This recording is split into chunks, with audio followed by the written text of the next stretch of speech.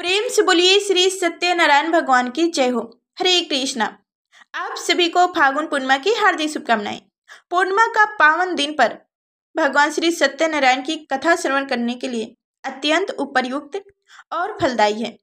यह दिन विशेष रूप से भगवान के आशीर्वाद से हर पाप से मुक्ति पाने, संकटों का नाश करने और जीवन में सुख शांति के वास के लिए श्रेष्ठ माना गया है।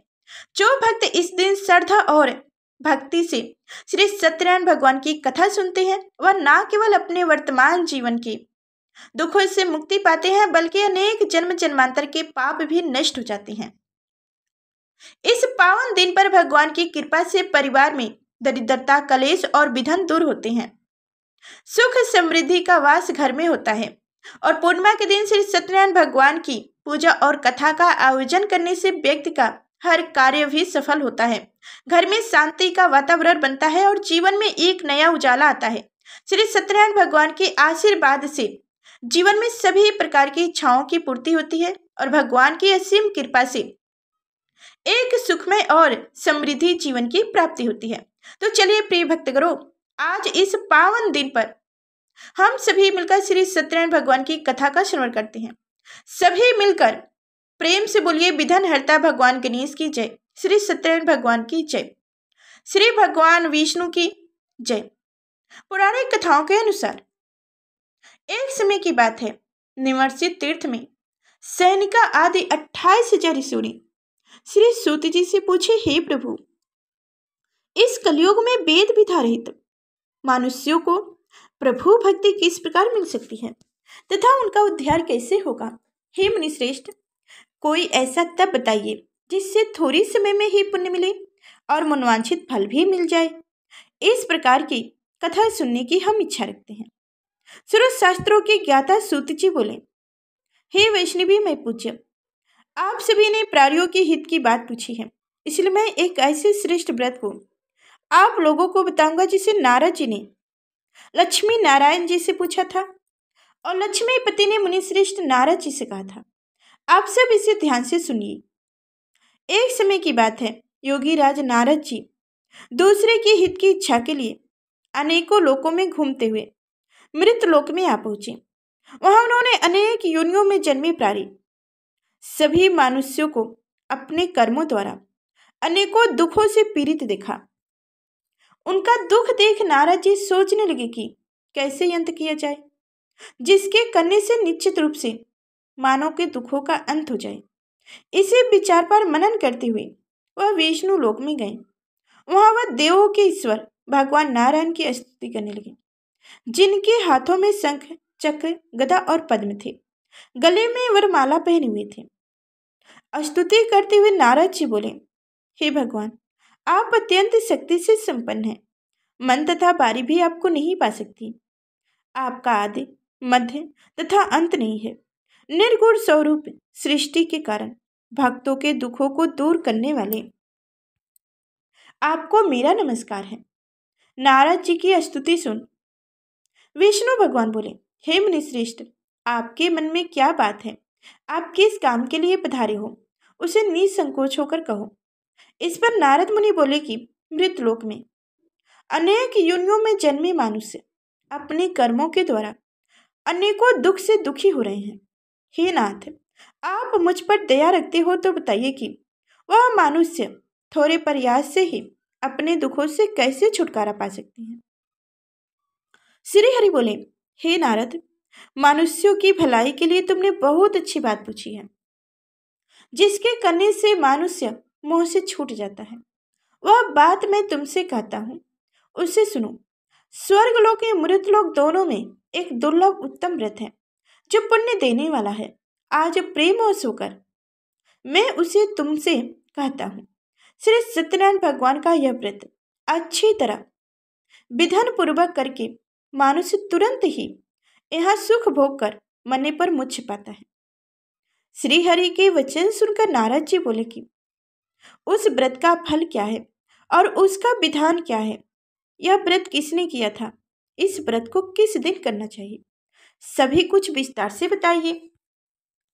नारद जी की बातें सुनकर श्री हरि बोले, दुख एवं शोक को दूर करने वाला यह व्रत सभी स्थानों पर विजय दिलाने वाला है।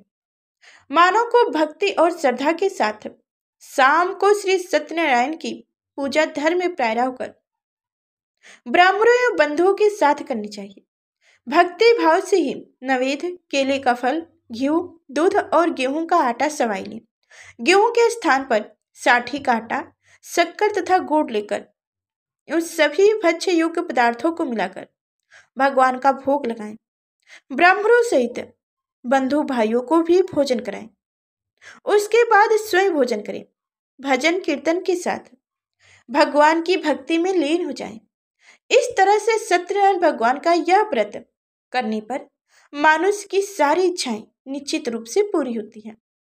इस कलिकाल अर्थात कलयुग में मृत्यु लोक में मोक्ष का एक सरल उपाय यही बताया गया है। इस तरह से श्री सत्यनारायण व्रत कथा का प्रथम अध्याय संपन्न हुआ। श्रीमन्नारायणी नारायणी नारायण, भजमन नारायणी नारायणी नारायण। श्री सत्यनारायण भगवान की जय हो। तो अब सुनेंगे श्री सत्यनारायण व्रत कथा का दूसरा अध्याय। सूत जी बोले, हे ऋषियों, जिसने पहले समय में इस व्रत को किया था उसका इतिहास कहता हूं, ध्यान से सुनो। सुंदर काशीपुरी नगर में एक अत्यंत निर्धन ब्राह्मण था। भूख प्यास से परेशान वह धरती पर घूमता रहता था। ब्राह्मणों से प्रेम करने वाले भगवान ने एक दिन ब्राह्मण का वेश धारण कर उसके पास जाकर पूछे कि हे प्रिय, हे विप्र, नित्य दुखी होकर तुम पृथ्वी पर क्यों घूमते हो? दुखी ब्राह्मण बोला, मैं निर्धन ब्राह्मण हूं, भिक्षा के लिए धरती पर घूमता हूं। हे भगवान, यदि आप इसका कोई उपाय जानते हो तो बताइए। वृद्धा ब्राह्मण कहता है कि सत्यनारायण भगवान मनवांछित फल देने वाले हैं, इसलिए तुम उनका पूजन करो। इसे करने से मनुष्य सभी दुखों से मुक्त हो जाता है। वृद्धा ब्राह्मण बनकर आए सत्यनारायण भगवान उस निर्धन ब्राह्मण को व्रत का सारा विधान बताकर अंतर्ध्यान हो गए। ब्राह्मण मन ही मन सोचने लगे कि जिस व्रत को वृद्धा ब्राह्मण करने को कह गए हैं, मैं उसे जरूर करूंगा। यह निर्णय करने के बाद उसे रात में नींद नहीं आई। वह सवेरे उठकर सत्यनारायण भगवान के व्रत का निर्णय करने के बाद भिक्षा के लिए चला गया। उस दिन निर्धन ब्राह्मण को भिक्षा में बहुत धन मिला, जिससे उसने बंधु बांधवों के साथ मिलकर श्री सत्यनारायण भगवान का व्रत संपन्न किया। भगवान सत्यनारायण का व्रत संपन्न करने के बाद वह निर्धन ब्राह्मण सभी दुखों से छूट गया और अनेक प्रकार की संपत्तियों से युक्त हो गया। उसी समय से यह ब्राह्मण हर माह इस व्रत को करने लगा। इस तरह से सत्यनारायण भगवान के व्रत को जो मनुष्य करेगा वह सभी प्रकार के पापों से छुटकर मोक्ष को प्राप्त होगा। जो मनुष्य इस व्रत को करेगा वह भी सभी दुखों से मुक्त हो जाएगा। सूत जी बोले कि इस तरह से नारद जी से नारायण जी का कहा हुआ श्री सत्यनारायण व्रत को मैंने तुमसे कहा है।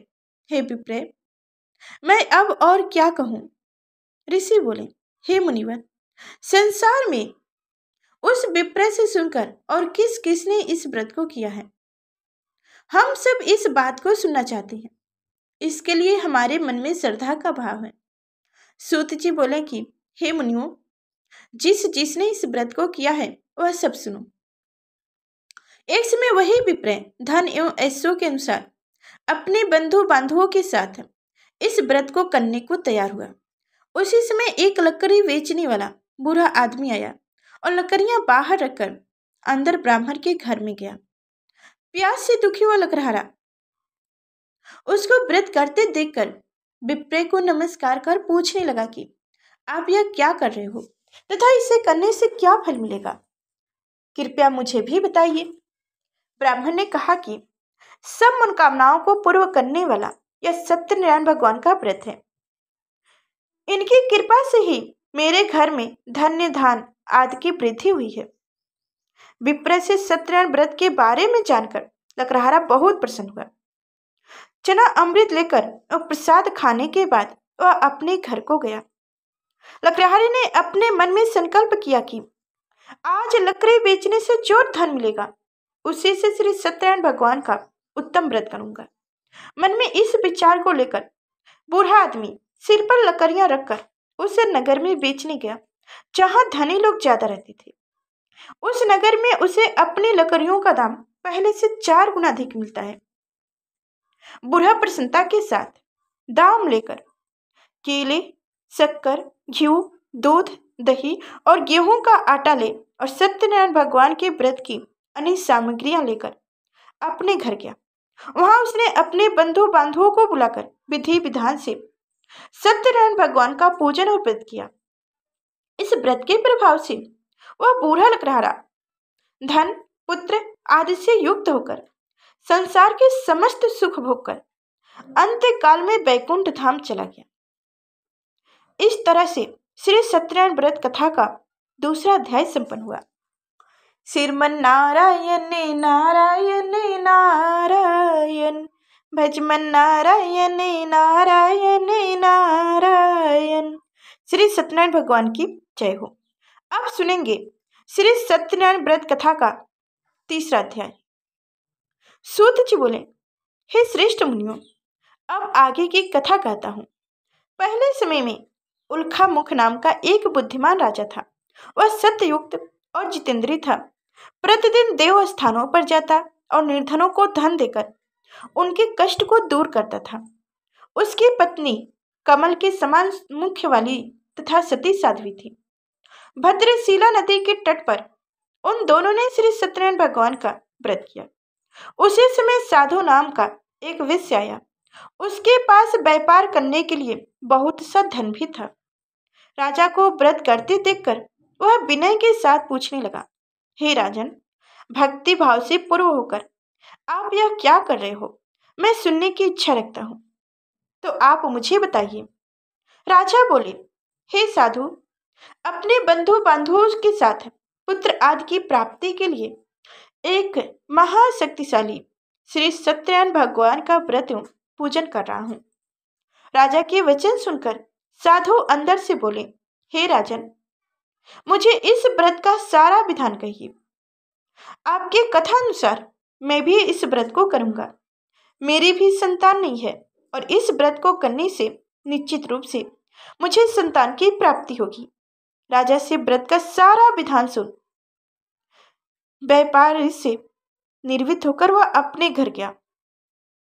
साधु विष ने अपनी पत्नी को संतान देने वाले इस व्रत का वर्णन कर सुनाया और कहा कि जब मेरी संतानें होगी तब मैं इस व्रत को करूंगा। साधु ने इस तरह के वचन अपनी पत्नी लीलावती से कहे। एक दिन लीलावती पति के साथ आनंदित होकर सांसारिक धर्म में प्रवृत्त होकर सत्यनारायण भगवान की कृपा से गर्भवती हो गई। 10वें महीने में उनके गर्भ से एक सुंदर कन्या ने जन्म लिया।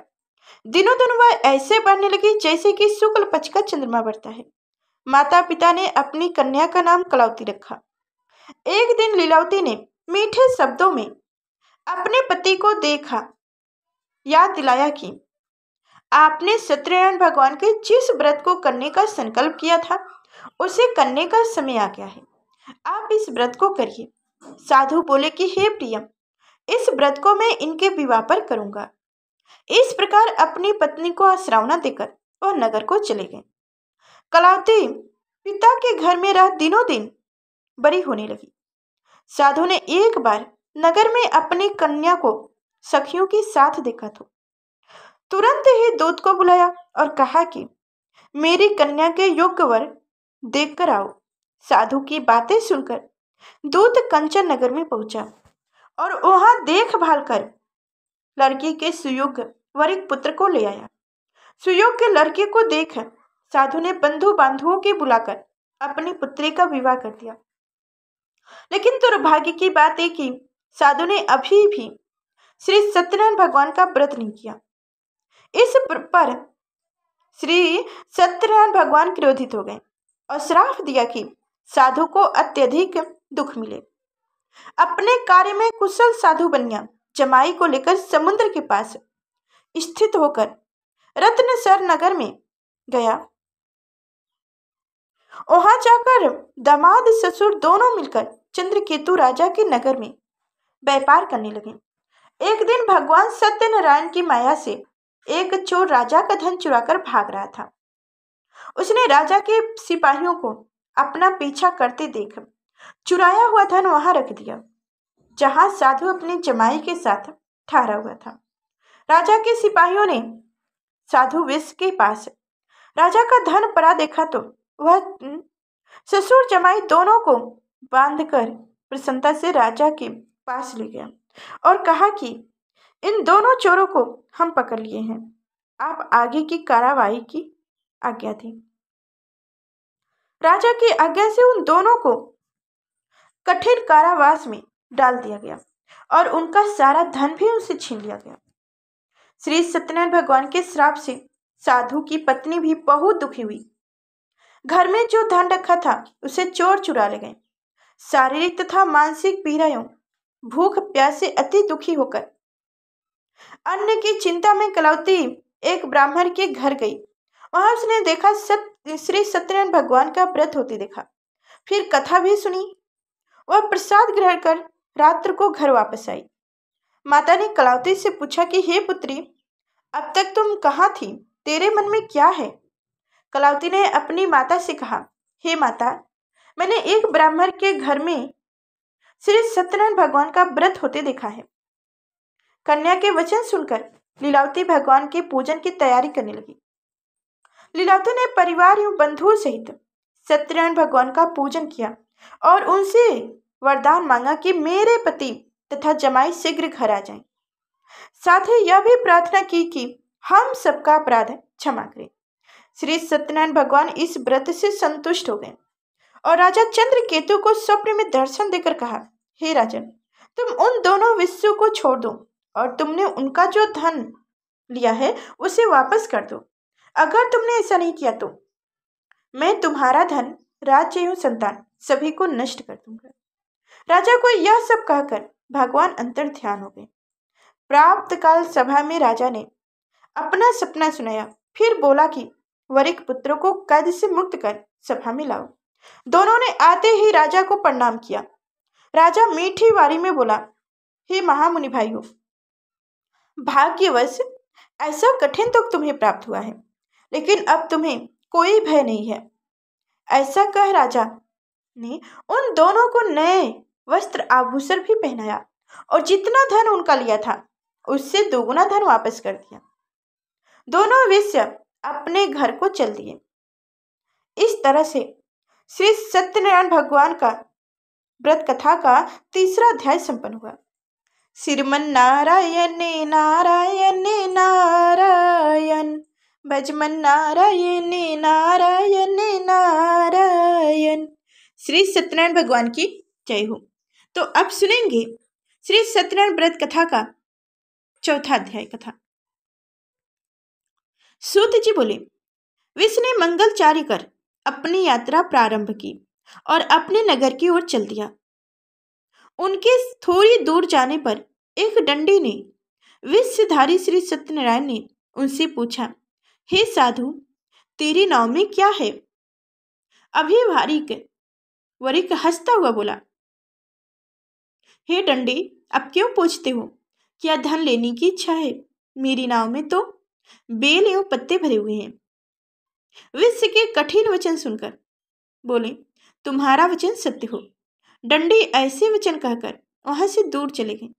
कुछ दूर जाकर समुद्र के किनारे बैठ गए।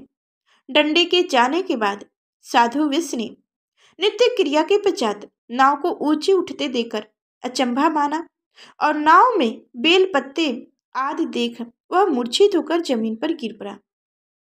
मूर्छा खुलने पर वह अत्यंत शोक में डूब गया तथा उनका दामाद बोला कि आप शोक न मनाइए, यह डंडी का श्राप है, इसलिए हमें उनकी शरण में जाना चाहिए, तभी हमारी मनोकामनाएं पूर्ण होगी। दामाद की बातें सुनकर वह डंडी के पास पहुंचा और अत्यंत भक्ति भाव से नमस्कार करके बोला, मैंने आपसे जो जो असत्य वचन कहे थे उनके लिए मुझे क्षमा दे। ऐसा कहकर महान शोकतुर होकर रोने लगा।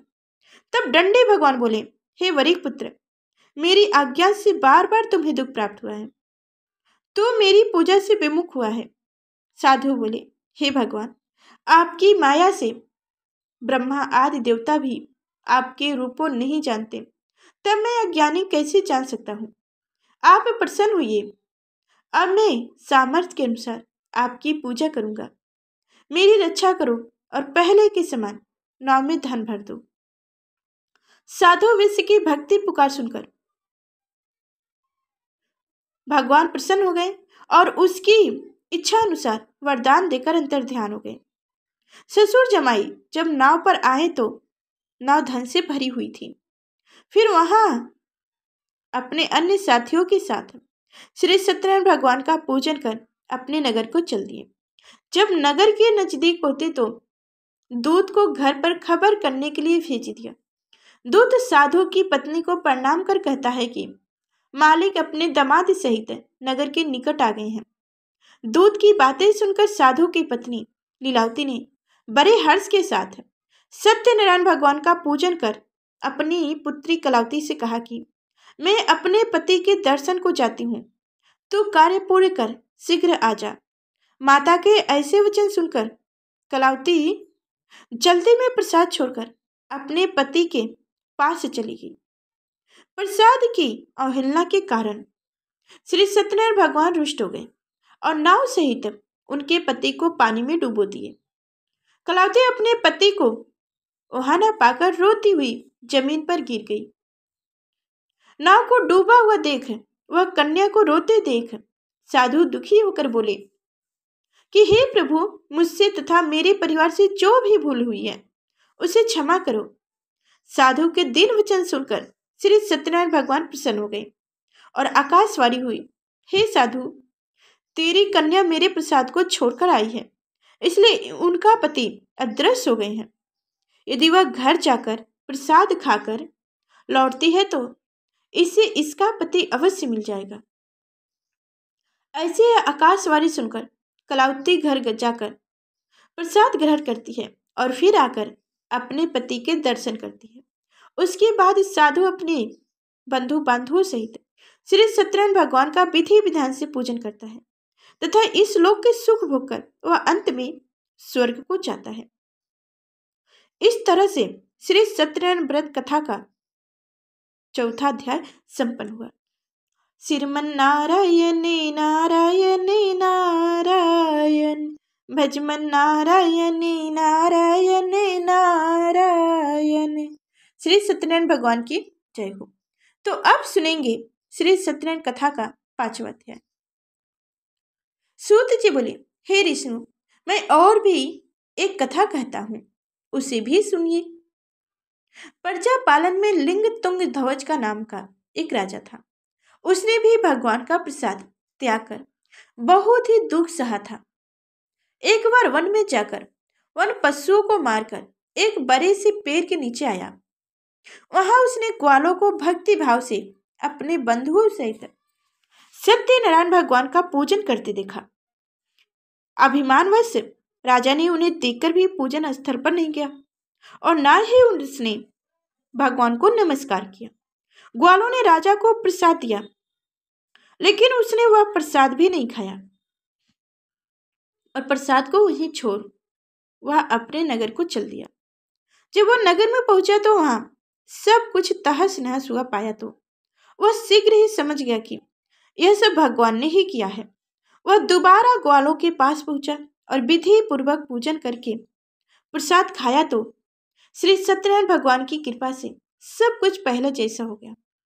दीर्घ काल तक सुख भोगने के बाद मरण उपरांत उससे स्वर्ग लोक की प्राप्ति हुई।